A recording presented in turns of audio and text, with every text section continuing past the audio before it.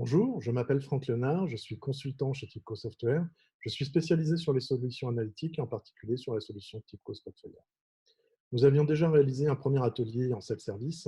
Aujourd'hui, nous vous proposons la suite qui va vous permettre d'une part de découvrir l'usage de l'utilisation des fonctions statistiques par un simple clic droit, mais également d'améliorer le design de votre analyse. Pour ce faire, nous vous proposons d'utiliser votre propre fichier DXP issu du premier atelier. Nous avons également fourni avec cette vidéo un lien pour un fichier DXP qui est en fait issu du premier atelier, qui va vous permettre de suivre cette vidéo. Pour travailler, nous vous recommandons, si possible, d'avoir deux écrans. Un premier écran qui va diffuser cette vidéo et qui va vous montrer pas à pas comment effectuer le design ou insérer les fonctions statistiques. Ou sinon, travailler sur le même écran en alternant, puisque ce sera assez simple, vous allez voir, de se remémorer les différents points d'accès, surtout qu'il suffit généralement d'utiliser le clic droit pour accéder aux différentes fonctions. Mais avant de commencer, un petit rappel pour la partie données. Il est toujours bon de vérifier la structure des données, les données qui sont disponibles dans une analyse aussi. Petit rappel simple et pragmatique dans un premier temps. Alors simplement un rappel par rapport à l'atelier de self-service que vous avez dû suivre en premier. Nous pouvons accéder à toute la liste des données, donc grâce au data panel, on peut lister toutes les colonnes, regarder leur organisation, mais surtout aller voir ici la distribution des données. Et plus précisément, en bas à gauche, on a le bouton Data Canvas qui permet d'afficher une piste d'audit, pour rappel. Cette piste d'audit permet véritablement de voir comment on a construit la table qui nous intéressait. Ici, on voit que on a fait un merge de fichiers par la fonction ajout de ligne. On a aussi ajouté des colonnes. On peut revenir sur les paramètres de cette fonction d'ajout de colonnes si on le souhaite, modifier ces paramètres si on le souhaite également. Et puis on voit également l'ensemble des données calculées que l'on a ajoutées. Donc on a ajouté une donnée, un calculé fournisseur qui était en fait issu d'un split, puisque il venait de la partie cohortique, comme on le voit dans la formule ici. La colonne calculée marge, revenu moins coût, et etc. Donc vous voyez toutes les modifications qui ont été faites pour le premier atelier, et c'est toujours bon de revérifier, de se remémorer l'ensemble de ces modifications afin d'aller modifier une présentation existante. Maintenant que nous avons vérifié les données, je vous invite à voir tout de suite une vidéo qui va vous montrer comment créer des graphiques avec une prévision très facilement, comment regrouper un ensemble de données pour identifier des profils d'utilisateurs, enfin là plus exactement, des profils sur des points de vente des catégories produits. Je vous laisse regarder cette Alors, vidéo. concernant les outils d'analyse avancée intégrés avec la solution Spotfire, vous allez voir, c'est en fait assez simple. La première chose que l'on peut faire, c'est tout simplement demander l'affichage d'un line chart, par exemple, d'afficher la date de commande. Très bien. Ici, par contre, ce qui m'intéresserait, c'est plus le revenu ou la marge. Donc, le revenu doit être par ici. Voilà, donc je vois l'évolution en fait tout simplement du revenu en fonction du temps. Et ce qui pourrait être assez intéressant et assez pragmatique, c'est tout de suite d'avoir une prévision. Cette prévision est disponible si on arrive à détecter une saisonnalité. Et pour ce faire, il suffit de cliquer à droite, un menu apparaît. Et à partir du moment où ce choix forecast est disponible, ça veut dire que la solution va être à même de calculer une prévision.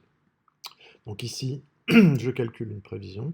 Cette prévision va simplement s'afficher assez simplement, puisque en noir, on voit la courbe qui reprend le calcul sur les données historisées. Donc on voit qu'il y a une certaine marge entre les deux courbes. Donc la prévision n'est pas précise, n'est pas très précise puisqu'elle n'est pas superposée aux données historisées. Et on voit l'évolution ici. Et on est capable d'aller modifier les paramètres de cette prévision tout simplement par un clic droit, toujours ce fameux menu. Tout en bas, on va dans les propriétés du graphique. Et là, pour les prévisions, ce qu'il est important de retenir, c'est d'aller dans la partie Line and Curves. Et en fait, on peut faire un edit sur cette partie. Et on peut voir notamment le nombre de points sur lesquels on pourrait être intéressé pour faire évoluer la prévision. Par exemple, on pourrait mettre 12. On pourrait également utiliser une propriété de document qu'on pourra réutiliser par la suite, vous verrez, Donc ici, je vais l'appeler un nombre de mois, un forecast.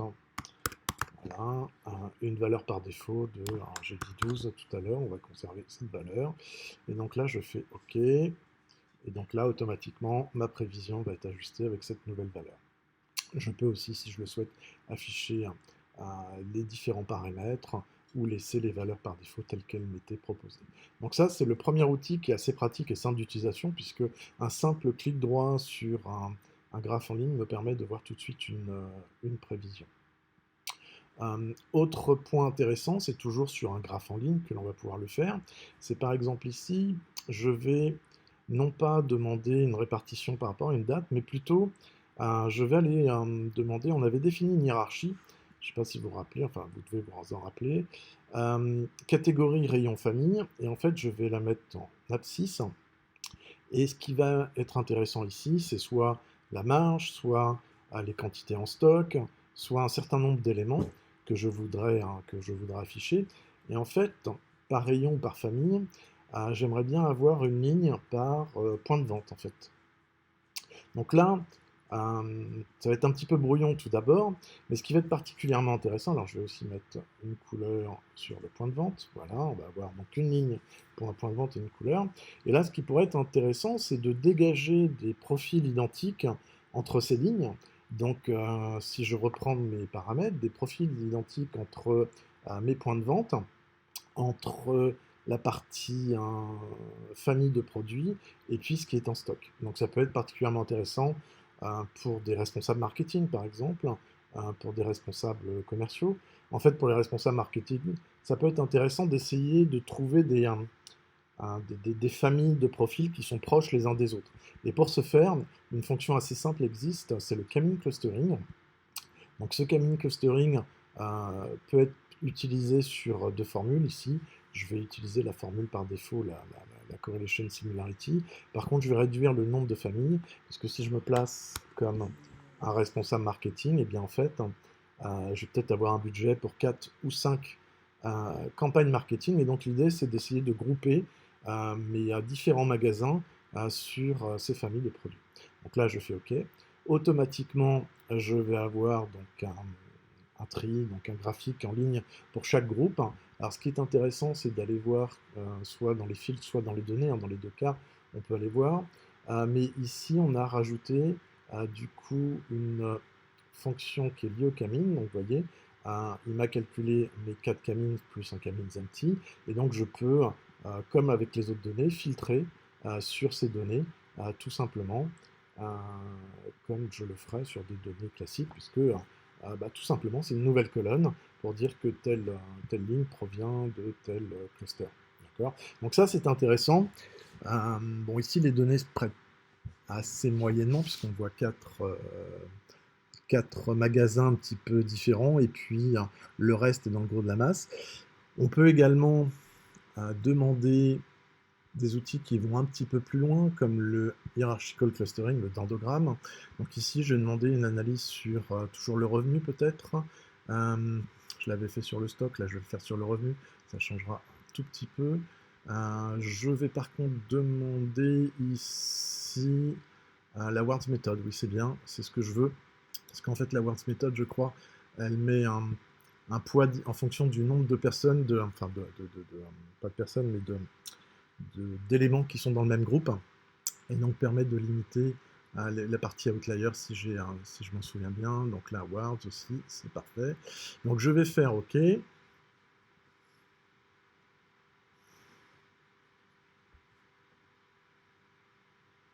Donc ça demande un petit peu de temps de calcul, puisqu'il fait un certain nombre d'optimisations. Il essaye en fait, dans le dendrogramme, il va d'abord essayer de regrouper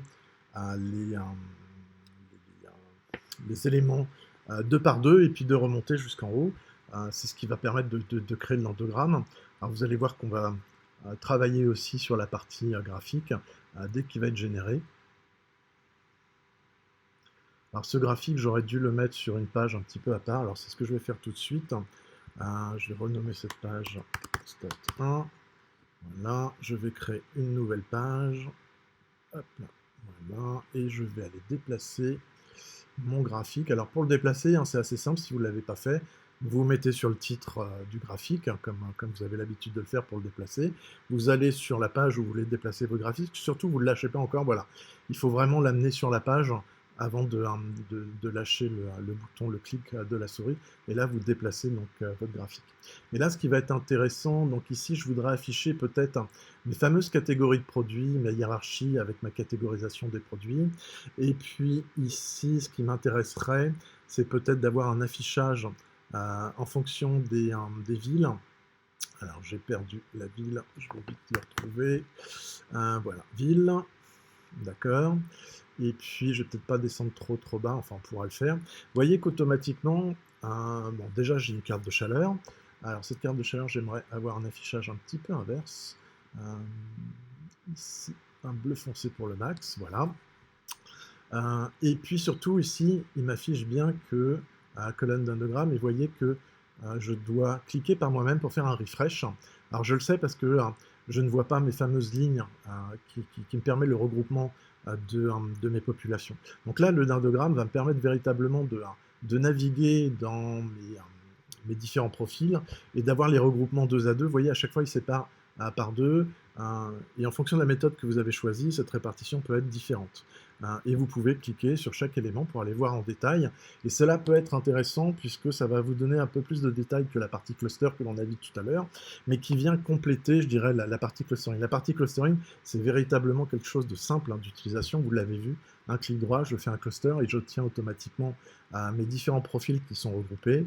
Le dendrogramme ici qui a été généré, c'est tout simplement en allant dans l'outil ici, et vous voyez que du coup, il y a un certain nombre d'éléments qui sont disponibles, dont un, j'aurais peut-être dû commencer par celui-ci, qui est le Data Relationship, qui est assez intéressant aussi, puisqu'en fait, vous pouvez faire des rapprochements si vous n'avez pas trouvé par vous-même de relation d'une colonne à une autre, vous pouvez vous appuyer sur ces éléments. Alors, vous voyez qu'il a rajouté les fameux indices de Kamins par rapport au calcul qui avait été fait préalablement. Donc ici, puisque j'avais dû faire un data relationship, et donc il a dû le conserver en mémoire pour préparer cette présentation. Sinon, il est très simple de faire un remove all, et puis ici de tout rajouter, évidemment, sauf peut-être le Camine, mais bon, on peut le laisser puisque ça ne gênera pas. Et quand je vais lancer cet outil de data relationship, en fait, il va me générer une nouvelle page, il va me générer un score qui est ici le R carré, le R square.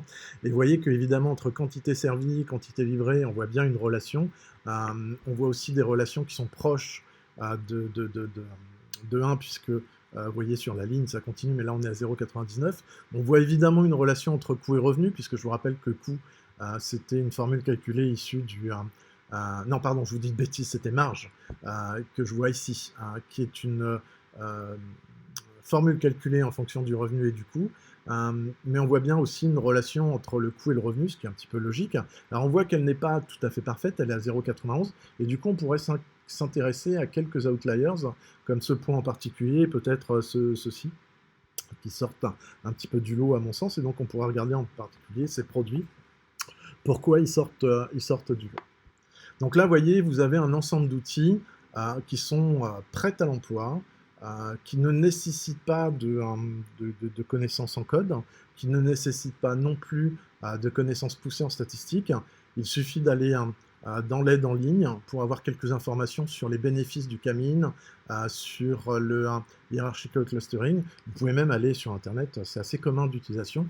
Et donc là, Spotfire vous offre la possibilité d'utiliser très facilement ces outils simplement par un clic droit. D'autres fonctions plus avancées sont disponibles, mais ce n'est pas l'objet de cette présentation. Vous pourrez regarder nos différents tutos, notamment sur les fonctions de données, qui là vous permettraient de créer des algorithmes qui vous sont propres, des algorithmes customisés, pour aller faire des prévisions qui ne sont pas l'algorithme Twinters qui est utilisé par défaut ici, mais qui vous seraient propres par exemple. Donc ça c'est quelque chose qui existe, et que vous pouvez faire avec Spotfire dans différents langages, mais encore une fois, ce n'est pas l'objet de cette présentation. Je vous propose d'arrêter là sur la partie statistique. Nous avons vu la partie statistique. Maintenant, je vous invite à regarder la partie design, comment améliorer le look and feel de votre application, très simplement d'utiliser des thèmes sous Spotfire et très rapidement mettre en forme une analyse sans passer trop de temps au graphique Vous allez voir que c'est possible. Je vous invite à regarder cette vidéo. Alors, jusqu'ici, on a beaucoup parlé de l'exploration de données, de la façon de manipuler les données. Vous vous rappelez, on avait construit ce graphe en forme de drill down avec une sélection sur la carte des points de vente et puis la capacité d'aller découvrir au niveau du plan de travail une marge négative pour certains éléments. Donc ça, c'est très bien. Par contre, il y a souvent au moment du déploiement vers des utilisateurs finaux, la question qui se pose du design global.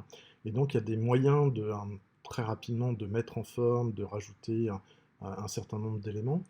C'est assez simple, il suffit d'aller dans la partie visualisation, canvas, styling, comme c'est le cas ici. Et puis, vous pouvez importer un thème. Alors, je vais vous expliquer en détail les différents éléments du thème. D'abord, il faut que je me positionne au bon endroit. Où est-ce que je l'ai mis? J'ai dû le mettre par là. Point de vente. Voilà, c'est celui-ci. Et donc, je vais ouvrir un thème dans une analyse, un fichier DXP existant. Donc, ça veut dire que ce thème, je l'ai intégré à mon fichier DXP. Du coup, je peux reproduire la charte graphique. Alors, tout simplement, ce thème, vous allez voir, c'est assez simple. Je fais un edit custom theme et du coup, tout simplement, j'ai un ensemble de paramètres pour les couleurs, les polices de caractères. Et puis, si je vais dans la partie détail, je peux véritablement choisir, par exemple, au niveau de mes titres, comment je veux faire apparaître mes différents titres. Est-ce que je vais laisser de la marge entre les visuels? Est-ce que je vais arrondir? Enfin, bon, il y a vraiment un certain nombre de paramètres. Je vous conseille de passer un peu de temps la première fois à définir vos propres thèmes. Personnellement, j'avais initialement pris celui-ci, un peu aux couleurs de Tyco, un bleu et orange. Par contre, en regardant sur la démo, enfin sur l'espace dédié aux démos Spotfire, j'ai en fait repéré une démo que je ne vois pas ici, qui doit être en deuxième page, alors tout simplement. Alors faites attention, les démos évoluent et donc c'est pas toujours les mêmes qui seront disponibles. Donc voilà, c'est celle-ci qui m'intéressait. Donc il suffit de cliquer sur cette démo, d'aller sur la démo elle-même et donc de valider que le style, donc le thème dans le vocable Spotfire vous convienne. Et puis il suffit de faire un file et puis un download as DXP file, d'accord. Donc là, vous pouvez exporter tout simplement le DXP depuis cette démo, cette galerie interactive de démo.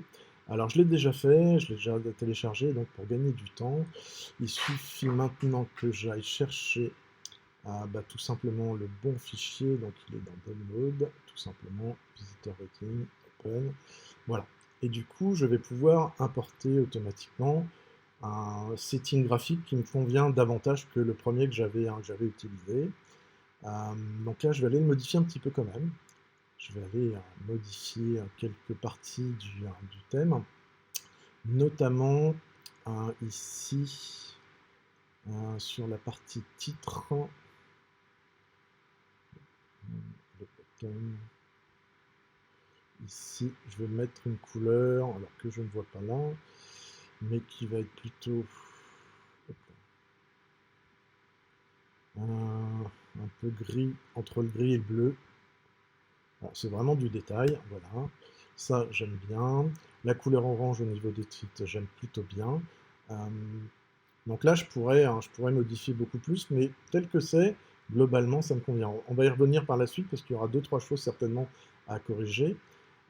L'autre point important ici, au niveau des légendes, j'ai pas vraiment besoin d'afficher ma légende sur la carte, donc ça me fait gagner un peu d'espace. Par contre, ici, cette légende, oui, elle me plaît bien. Il faut que je l'affiche. Par contre, je vais aller spécifier dans ma légende que je veux pas une partie des éléments de cette légende, notamment le trace by, j'en veux pas. Par contre, le color by, je veux, mais je ne veux pas montrer le titre. Le size by, je vais le garder. Si je vais garder le titre pour celui-là. Et puis pour les catégories aussi. Donc ça, je vais le conserver. Autre point intéressant sur ce graphique, les couleurs ne me conviennent pas. Donc là, par défaut, il m'a choisi 2 couleurs. En fait, si je retourne dans les propriétés, de mon graphique et que je vais dans la partie couleur, ici je vais rajouter deux points qui vont être la médiane et la moyenne. Hop là. Et je vais tout simplement avoir des couleurs un petit peu différentes. Et ici, voilà. Et donc ça, c'est une couleur qui va être plus intéressante en termes d'utilisation pour ma vision actuelle. Donc ça, c'est quelque chose, voilà, le positionnement tel qu'il me convient finalement sera plutôt de ce type. Donc quand je sélectionne mon plan de travail, je vais avoir ma vision ici de mon fameux nuage de points. Et quand je sélectionne dans mon nuage de points, j'aurai ici, par défaut, c'est un tableau croisé dynamique. Alors en fait, je vais le dupliquer, simplement à clic droit. Je duplique ma visualisation. Et le premier, en fait, je vais le passer en table. Voilà. Donc là, je pourrais avoir le détail. Donc là encore, j'ai pas besoin de ma légende sur celui-ci, mais non plus sur mon tableau. Alors peut-être que voilà, c'est celui-ci que je vais mettre. Hop. Décidément, je vais aller trop vite. Voilà, je le mets à gauche de celui-ci. Voilà. Donc, quand je vais sélectionner un ensemble de points, je vais afficher la table automatiquement et le tableau croisé dynamique. Alors, je ne vais peut-être pas aller dans ce niveau de détail, peut-être rester au niveau aménagement, ou à l'inverse, je vais plutôt mettre directement la désignation article, ce qui sera bien plus simple pour mon tableau croisé.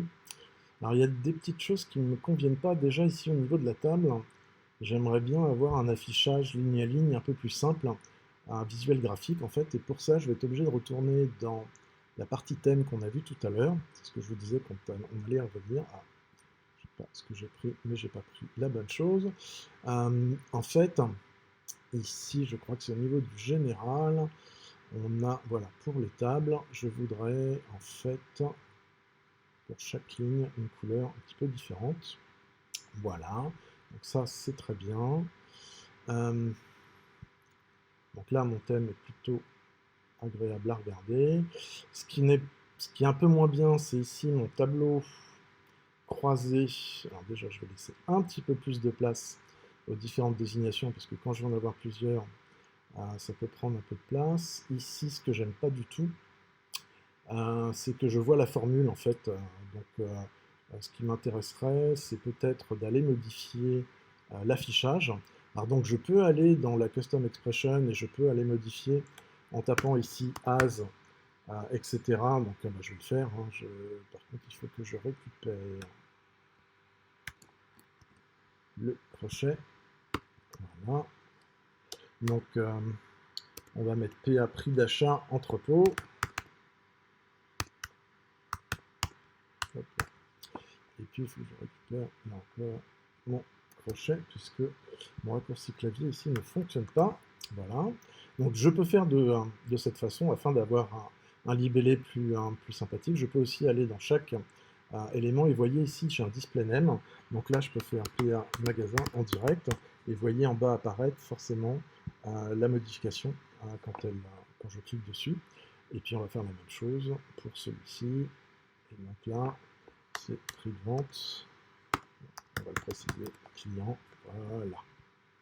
D'accord. Donc là, j'ai un affichage un peu plus intéressant. Ici, ce qui pourrait m'intéresser, c'est d'afficher une tendance. Je vois bien qu'il y a une tendance. J'aimerais bien la regrouper autour d'une ligne. Et pour ça, je vais retourner dans les propriétés du graphique. Donc toujours clic droit, propriétés. Donc là, ce n'est pas Line Connection, c'est Lines X Curve. Et logiquement, quand je vais faire un add au niveau des lignes, je vais avoir la possibilité tout simplement d'utiliser le choix Straight Line Fit qui va me proposer en fait une vision automatique. Donc c'est lui-même qui va faire son calcul. Je peux peut-être modifier un petit peu l'affichage de cette ligne avec des couleurs qui me sont propres, par exemple, allons-y pour un bleu. Voilà, très bien, et je fais un close. Donc ça, vous voyez, assez simplement et assez rapidement, je vais être capable de changer les settings graphiques.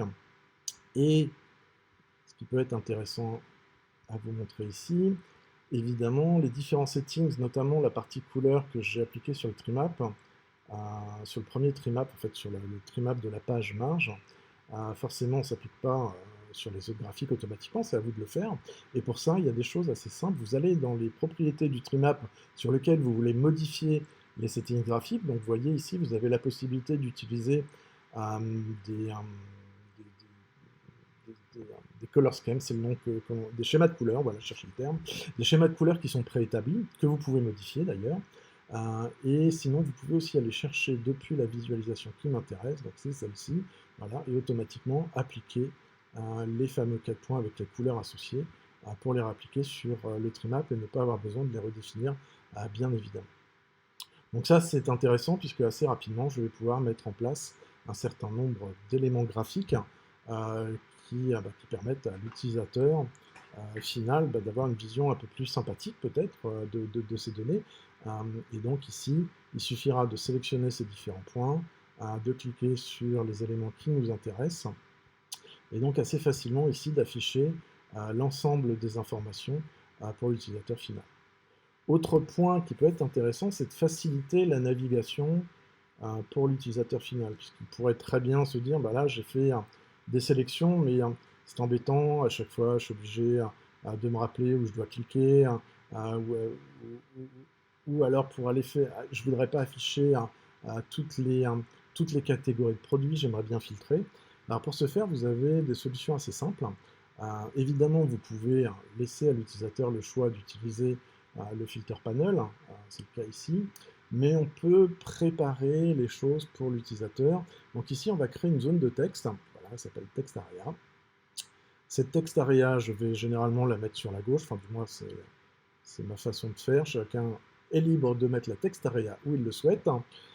Et ici, cette text area, je fais un clic droit, je fais un edit de la text area. Donc ici, sur cette text area, la première chose que je vais mettre, c'est peut-être, je vais mettre un filtre sur la date.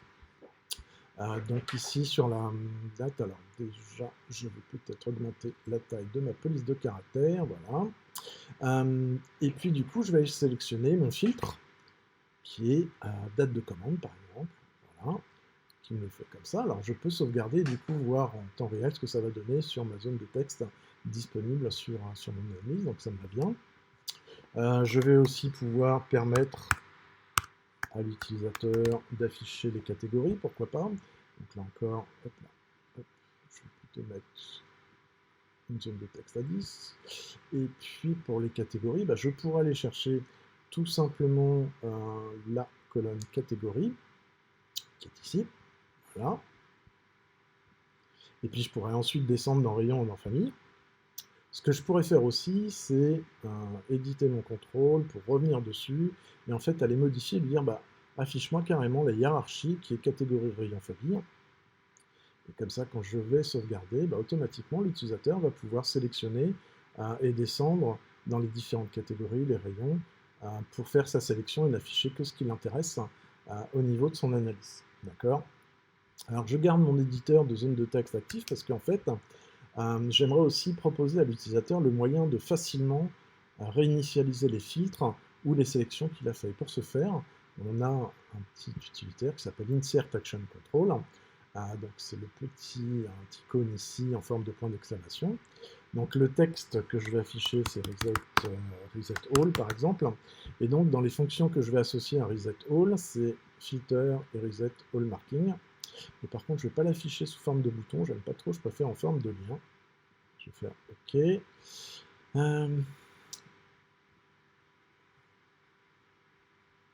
Qu'est-ce que ça donne?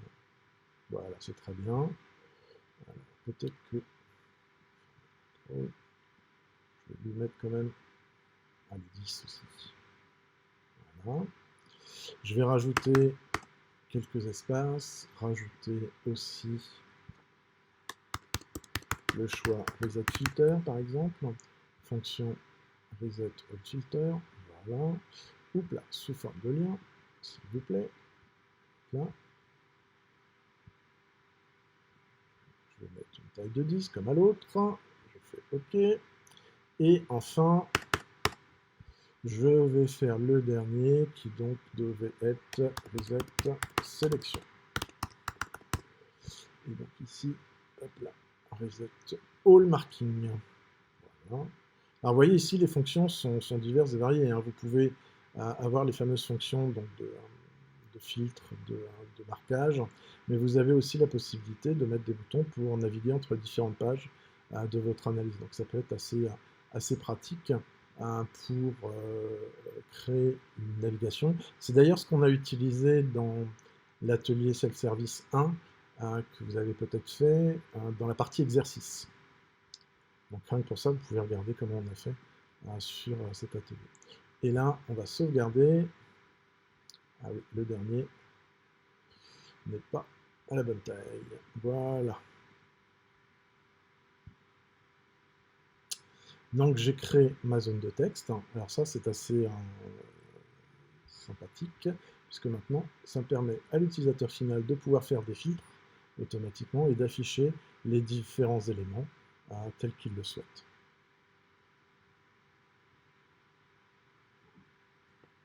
Autre point à vérifier, vous voyez ici, c'est le marking, enfin la sélection donc. La couleur de sélection ne me plaît pas par rapport à mon design, donc il suffit que je clique droit, que j'aille dans les propriétés, et cette fois que j'aille sur la partie data. Donc ici, j'ai un ensemble de sélections qui sont déjà disponibles. La couleur qui me convient, par contre, ne l'est pas, donc je vais créer une nouvelle valeur de sélection qui va s'appeler marking 6. Alors je pourrais mettre le libellé qui m'intéresse, hein, par exemple Franck. Et puis ici, je vais spécifier que pour ce graphique, la zone de sélection, enfin les éléments de la sélection seront regroupés dans la couleur orange qui s'appelle Franck. D'accord. Même chose ici pour mon tableau croisé. Hop là, propriété, data, et bien, sélection, le marking Franck. Et je fais un close. D'accord. Autre point intéressant qui pourrait être très simple de mise en œuvre, c'est tout simplement un grand total sur les colonnes pour mon tableau croisé. Donc là, comme ça, j'ai une meilleure visibilité sur l'ensemble de mes points. Alors tout à l'heure, on avait utilisé une prévision sur la partie statistique, je ne sais pas si vous vous rappelez, et ici, on avait une valeur qui était une propriété de document qui nous permettait de modifier la durée de prévision. Alors j'aimerais bien l'insérer dans ce graphique, et puis j'aimerais bien profiter aussi de la zone sélection que j'ai faite au préalable. Donc ça, c'est très simple, il suffit que je retourne sur ma page ici. La zone de texte est un visuel comme les autres, hein. Donc un clic droit, un duplicate visualization. Hop là. Sur la zone de titre, je clique et je déplace vers la page qui m'intéresse. Surtout, je ne lâche surtout pas et je viens le positionner là où ça m'intéresse, donc ici. Et puis, comme l'autre, voilà, je vais donc avoir ma zone de texte à ce niveau-là, un simple recopier. Et puis, par contre, ici, je vais aller l'éditer, cette zone de texte, pour aller inclure une nouvelle valeur, qui est en fait un... Je cherche la valeur qui doit être en fait... J'ai perdu le nom. Un slider, voilà, il est là. Donc ce slider, en fait, je vais reprendre la variable que j'avais mis dans les propriétés, je vais vous remontrer. Je vais dire que je vais avoir un max de 20 ou 25 par exemple. Vous vous rappelez, c'était le nombre de mois de prévision. Donc je sauvegarde, hop là, je ferme ça. Surtout, je viens vous remontrer dans mon graphique où il y a mon fameux forecast. Et dans Line-Verse Curve, voilà, c'était dans les paramètres. Ici, voilà, j'avais spécifié cette fameuse propriété pour le nombre de mois de prévision, d'accord. Donc là, tout simplement, maintenant, il suffit que je déplace mon slider pour avoir une prévision avec le nombre de mois tel que je le souhaiterais. Alors, j'ai pas bien fait les choses, puisque ici, dans ma zone de texte, il faudra quand même que je mette un petit libellé juste au-dessus. Pour prévision. Voilà. Ça, je sauvegarde avec peut-être une taille en plus, un peu plus grande, je devrais dire. Voilà. Et du coup, j'ai quelque chose d'assez sympathique pour ma prévision ici, que je peux inclure à ma zone de texte. Donc vous voyez vraiment cette zone de texte va permettre à l'utilisateur d'avoir une meilleure vision. D'ailleurs, dans ce sens-là, dans la partie visibilité de l'utilisateur, on va être amené à travailler avec les cartographies en particulier. Donc ici, alors si j'essaye de modifier en direct, ça ne va pas. Ce que j'aimerais bien faire, c'est deux choses. La première, c'est quand je sauvegarde, quand je fais ma sélection ici, tout d'abord, j'aimerais bien avoir le nom de la ville qui apparaisse. Alors ça, on va le faire en premier, à la limite, propriété. Je vais aller dans mon layers. Donc ici, vous voyez une cartographie. Alors vous avez des paramètres globaux et puis vous avez le nombre de couches. Alors ici, le nombre de couches, dans cette cartographie, vous avez deux couches, le fond de map et puis les données, les fameux points qui apparaissent, qui sont des marqueurs. Et donc là, c'est sur la partie marqueur layer où je vais aller voir en détail. Donc voilà, pour bien vous montrer, je vais déplacer mon écran. Vous avez donc sur la cartographie les paramètres généraux. Et pour chaque niveau, vous avez des paramètres particuliers. Vous allez pouvoir mettre, notamment ici, ce qui va m'intéresser, c'est ces fameux labels. Donc ici, je vais choisir la ville. J'ai encore perdu la ville, où elle est juste après. Voilà, c'est ça. Elle est là, il me faut un agrégateur first, ça me va très bien. Et j'affiche, non pas tous, mais uniquement les villes qui sont marquées par ma sélection. Donc là, je vais faire un close. Et pour l'instant, sur la cartographie, on ne va pas en faire plus. On va y retourner après, notamment pour changer le fond, vous allez voir. Donc là, vous voyez, j'ai l'affichage de mes villes, et j'aimerais bien préciser à l'utilisateur le nombre de villes sélectionnées. Donc là, je vais retourner dans ma zone de texte, et ici, on va tout simplement entrer nombre de villes. Nombre de villes, hop. Tout ça va être en... Cette fois, je vais le mettre en 12. Parce que j'ai besoin que ça soit un petit peu plus gros. Ici, je vais insérer une donnée calculée, une calculated value. Donc cette donnée provient bien de la table générale. Et surtout, sa valeur, ça va être quoi? Ça va être le nombre de villes. Donc, juste là, Ionic count, c'est exactement ce que je cherche. Hop. Je fais OK. Je vais aller modifier tout de suite le format contrôle, que je vais mettre à 12, je crois. Voilà, OK. Et puis, je vais rajouter... En fait, je vais le dupliquer, puisque j'aimerais afficher pour l'utilisateur le nombre total de villes et le nombre de villes sélectionnées. Voilà. Donc là, si je sauvegarde, je vais voir ce qui apparaît. Donc là, pour l'instant, c'est normal. 92 sur 92, puisque je n'ai pas fait la distinction entre les villes sélectionnées et le total des villes. Donc ici, je retourne sur le premier, je vais faire un edit contrôle, je vais sur la valeur, non, pardon, sur les données, je vais dire que je sélectionne uniquement les données avec le marking bleu, parce que je crois que la carte utilise ce marking. Je vais aller vérifier après. Vous voyez qu'il a modifié ici le nombre de villes sélectionnées, il est passé à 7. Donc ça, c'est une bonne chose. Par contre, bon, déjà, je vais le mettre en gras. Mais je vais aller tout de suite vérifier. Je vais tout de suite aller vérifier sur la cartographie, donc clic droit, propriété. Je vais aller sur le niveau layer pour aller voir quelles sont les données utilisées. Donc là, encore une fois, j'ai deux niveaux, le niveau global et le niveau du marqueur layer.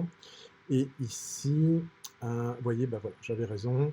Le marking utilisé pour la carte, c'est bien le bleu, c'est marking sans numéro derrière. Et donc, ce que j'affiche ici, c'est bien la sélection du nombre de villes. Donc quand je vais faire ça, voilà, la sélection va changer et je vois bien apparaître le nombre de villes. Je pourrais également aller un cran plus loin pour apporter plus de lisibilité à l'utilisateur. Donc ici, je vais afficher le nombre de points de vente. Donc même technique, hein, je vais faire une colonne calculée, pardon, une calculated value ici. Je vérifie ma table, je vais surtout aller voir ma valeur. Ici, donc c'est point de vente. Point de vente, voilà. Unique count, point de vente, c'est parfait. Comme tout à l'heure, je vais modifier la taille. Je vais mettre à 12. simplement dupliquer, copie, paste. Voilà, et celui-ci, comme tout à l'heure, je vais déjà aller faire ma sélection en disant je limite les données sur les markings, la valeur marking 2, et je vais aller mettre en gras tout simplement dans mon format de contrôle. Voilà. Voilà, ainsi l'utilisateur a une vision plus précise de sa sélection. Donc ça, c'est assez intéressant puisque la zone de texte, je vais pouvoir l'enrichir au fur et à mesure de mes différents besoins. Et puis, je peux aussi enlever le titre de la zone de texte, que l'on fait assez fréquemment, parce que généralement, elle ne bouge pas, puisqu'on a besoin du titre pour la bouger. Mais comme elle ne bouge pas, je vais aller dans les propriétés, et hop, j'enlève le show title. Voilà, comme ça, j'ai une zone de titre qui est propre. Alors après, sur les zones de titre, je ne vous ai pas montré, mais si vous allez dans l'édit extérieur, vous pouvez mettre une image de fond, vous pouvez rajouter des images tout court, changer la couleur du fond. Par exemple ici, on pourrait mettre un bleu très léger pour le distinguer. Alors là, il n'est pas très léger, mon bleu. Hop, hop, hop, non, je veux vraiment très très léger. Ok. Voilà, c'est bien mieux. Voilà, comme ça, j'ai une zone de texte qui est un petit peu différente du reste. Donc ça, c'est assez intéressant pour l'utilisateur final. Alors maintenant, ce qui pourrait être intéressant, c'est de travailler un peu sur ma cartographie, puisque en fait, ici, mon fond de carte, il est un peu trop chargé à mon goût. Donc ici, ce qui va m'intéresser, c'est d'aller dans les propriétés, donc clic droit, propriétés, et je vais aller dans le layers. Donc ici, le map layer tel qu'il existe, je vais, alors soit je l'affiche plus, d'accord, je peux le laisser en fait, soit je l'enlève, c'est au choix. Et je vais rajouter, en fait, non pas un, mais deux niveaux de map. Un niveau map layer qui s'appelle rich map, donc qui va utiliser le thème défaut, donc du coup, il sera plutôt en light to dark, donc on a deux thèmes principaux, je ne les ai pas évoqués, noir ou blanc. Donc du coup, dès que vous changez de l'un à l'autre, la map va s'adapter avec le fond de carte qui va bien. Donc ça, c'est une première chose. Et puis, ce que j'aime bien, c'est les anciennes frontières, je devrais dire, donc les borders. Et du coup, ça me donne un fond de map qui est beaucoup moins chargé et qui me permet de mieux voir mes différents éléments. Alors, par contre, c'est pas encore aussi bien que je le souhaite. Donc, je vais retourner dans mes settings ici et la partie layers et je vais aller dans la partie taille. Vous voyez, je peux faire varier mes points. D'accord. Donc ici, je vous invite à regarder puisqu'on peut faire pas mal de choses, notamment en termes d'éléments. Vous pouvez insérer des camemberts sur une carte assez facilement grâce à ces différentes options. Donc je vous incite à aller dans les propriétés de la map et de regarder en détail ce que vous pouvez faire puisque c'est assez puissant, assez simple d'utilisation et assez puissant. Donc là, vous voyez, on a très facilement mis en place un affichage d'éléments qui me permet tout simplement de sélectionner des points, d'afficher mon libellé, d'aller naviguer dans mon plan de travail et d'afficher tout simplement les différents éléments pour l'utilisateur final. Donc vous voyez, le look a changé assez rapidement. Au bout de quelques manipulations, vous allez voir, vous allez vous habituer à ces différents thèmes, à ces couleurs. Ça se fait assez facilement, surtout qu'on peut sauvegarder dans un fichier DXP et le réexploiter. Donc si quelqu'un dans votre groupe a la fibre un peu plus que d'autres pour les couleurs, pour le design, n'hésitez pas à le mettre à contribution, à réutiliser son fichier DXP en commun. C'est souvent ce qu'on fait dans les différentes équipes dans lesquelles j'ai été amené à travailler. Personnellement, je ne suis pas très bon sur les différentes couleurs, mais en réutilisant un thème existant, tout de suite, ça fait quelque chose de plus sympa. Voilà. Donc ça, c'est une chose. Autre point intéressant que j'aimerais mentionner, sur la cartographie toujours. Donc ici, je pourrais réappliquer le fond tel qu'on vient de voir, mais ce n'est pas ce qui va m'intéresser ici. En fait, ce que j'aimerais afficher, c'est un niveau d'information supplémentaire. Je m'explique. Donc comme sur l'autre carte, j'ai une vision générale, j'ai mes layers, et ici, je vois bien que j'ai mon marker layer, mon map layer. Par contre, j'aimerais bien rajouter ce qu'on appelle un feature layer. En fait, c'est sur mes données, donc mes ventes de janvier, et bien tout simplement avoir un format feature, donc des polygones qui vont représenter les départements ici, puisque c'est les données qu'il va retrouver automatiquement. Donc vous pouvez influencer ces valeurs. Bon, ici, on ne peut pas aller beaucoup plus loin, puisque vous voyez ici, j'ai les départements qui sont automatiquement reconnus et il me les met sur la carte. Alors tout de suite, ça me permet de voir les zones qui ne sont pas couvertes, puisqu'elles n'apparaissent pas. Donc ça, c'est plutôt pratique. En termes de couleurs, bah là encore, je vais réexploiter la visualisation que j'avais faite sur mon trimap, donc réutiliser la même échelle de couleurs. Donc ça, c'est plutôt intéressant.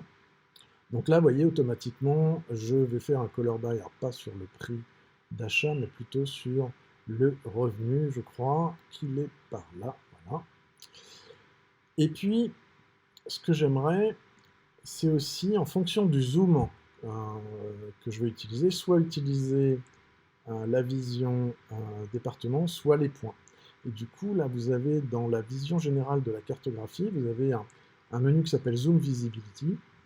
Donc là, vous voyez, pour la partie... alors, c'est un peu la mauvaise chose.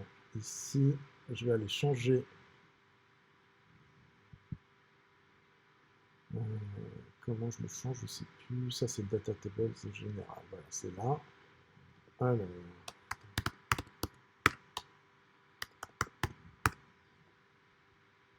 voilà. Et celui-ci, du coup, hop, ça va être...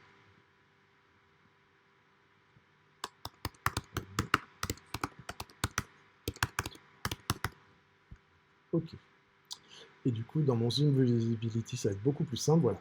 J'ai mon revenu par département et mes 20 points. Donc, vous voyez, hop, les points ont disparu à peu près là. Donc, ça veut dire que si je ramène d'un cran ici, ça va être bon. Et là. Alors, maintenant, quand je vais zoomer, je vois apparaître et mes départements et mes points. Et quand je continue de zoomer, je n'ai que mes points. Donc là encore, mes points sont illisibles quand je vais trop loin. Donc je retourne dans les propriétés. Cette fois, c'est dans mon layers. C'est dans mon layers point. Des ventes en affichage en points. Je vais aller dans les sizes. Et je vais aller augmenter un petit peu mes fameuses tailles de points. Voilà. Voilà. Donc mes points apparaissent ici. Et voilà. Donc là, j'ai une vision globale. Seul le revenu par département apparaît. Et quand je vais faire un zoom, bah, je vais avoir les deux niveaux d'information. Donc vous avez vu, c'est vraiment vous qui allez piloter cet affichage grâce tout simplement aux paramètres du zoom visibilité. Voilà qui conclut cet atelier. J'espère qu'il vous a plu. Je vous invite à revoir l'atelier 1 s'il y a des choses qui vous ont étonné. Je vous invite également à nous contacter, regarder nos différents tutos. Nous avons en ligne un certain nombre de matériels très utiles. Si vous avez besoin d'être guidé, n'hésitez pas à nous contacter également. Merci beaucoup.